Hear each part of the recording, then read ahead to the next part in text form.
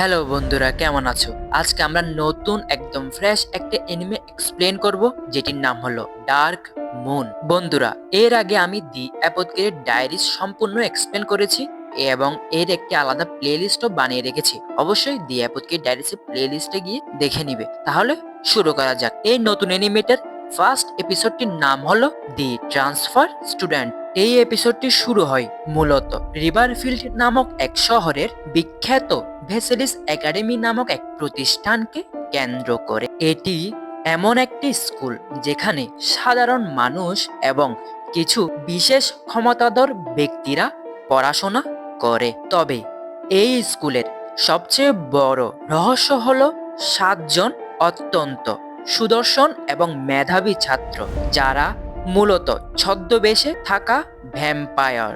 এই অ্যানিমেটার মূল নায়িকা হলো সুহা। সে এই স্কুলের নতুন বদলি হয়ে আসে। ছোটবেলায় একটি ভ্যাম্পায়ার তার সবচেয়ে কাছের বন্ধুকে মেরে ফেলেছিল, যার ফলে সে ভ্যাম্পায়ারদের মনে প্রাণে ঘৃণা করে। সুহা নিজেও জানতো না যে তার মধ্যে এমন এক বিশেষ শক্তি, যেমন অস্বাভাবিক শারীরিক শক্তি আছে, যা সাধারণ মানুষের থাকে না।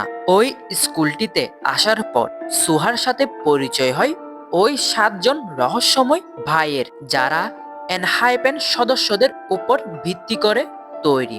আর এই এনহাইপেনটা কি, আস্তে আস্তে সেটিও আমরা জেনে নিব।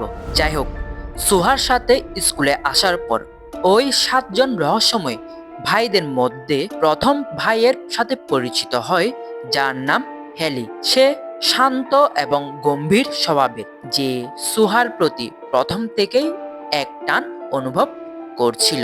এরপরে আমাদেরকে ওই বাকি রয়ে যাওয়া 6জন ভাইদের নাম এবং ওদেরকে দেখানো হয়। তাদের এক একজনের নাম হলো: 1 জানু, 2 জাসেল, 3 শিয়ন, 4 সোলন, 5 আকা ও 6 ইনু। এই 7 ভাই সাধারণত সাধারণ মানুষের থেকে দূরে থাকে, কিন্তু সুহার গায়ের রক্ত বা তার উপস্থিতি তাদের মধ্যে এক অদ্ভুত পরিবর্তন নিয়ে আসে। তারা বুঝতে পারে যে সুহা অন্য সবার মতো সাধারণ কোনো মেয়ে নয়।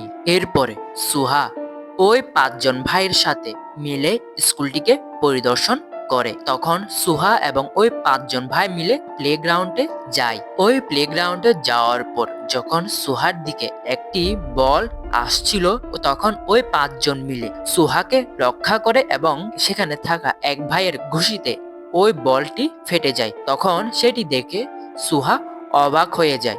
এরপরে ওই 7জন ভাই মিলে সুহার রুমে আসে এবং সুহাকে তার রুম গোছাতে সাহায্য করে। তখন সুহা লক্ষ্য করে যে ওই 7জন ভাইয়ের মধ্যে আলাদা এক ধরনের বিশেষ শক্তি রয়েছে। তখন ওই 7জন ভাইয়ের মধ্যে 6জন ভাই একে একে তাদের শক্তিগুলো সুহাকে দেখাতে থাকে। তাদের মধ্যে একজন, যার নাম হেলি, যার সাথে সুহার সর্বপ্রথম পরিচয় হয়েছে।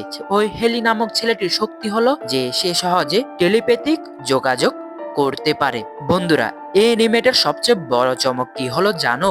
আর সেটি হলো যে সুহা ভ্যাম্পায়ারদের ঘৃণা করে, কিন্তু সে অবচেতনভাবে এই 7জনের প্রতি আকৃষ্ট হয়। অথচ সে জানেই না যে তারা সবাই ভ্যাম্পায়ার।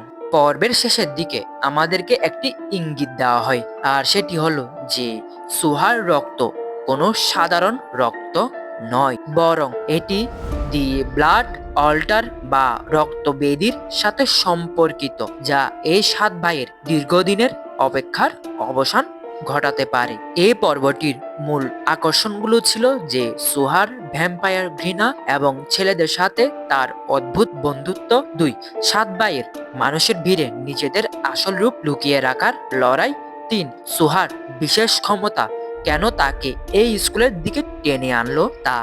আর এই 3টি বিষয় সম্পর্কে আমরা আরো বিস্তারিত জানতে পারবো পরের এপিসোডগুলোতে। আর এখানে এই প্রথম এপিসোডটির সমাপ্তি ঘটে। বন্ধুরা, এই প্রথম এপিসোডটি কেমন লেগেছে অবশ্যই কমেন্ট করে জানাবে। আর যদি ভিডিওটি ভালো লেগে থাকে অবশ্যই একটি লাইক করবে। ততদিন এই চ্যানেলটিকে সাবস্ক্রাইব করে এই চ্যানেলটির সাথে থাকতে হবে। আপাততের জন্য গুড বাই।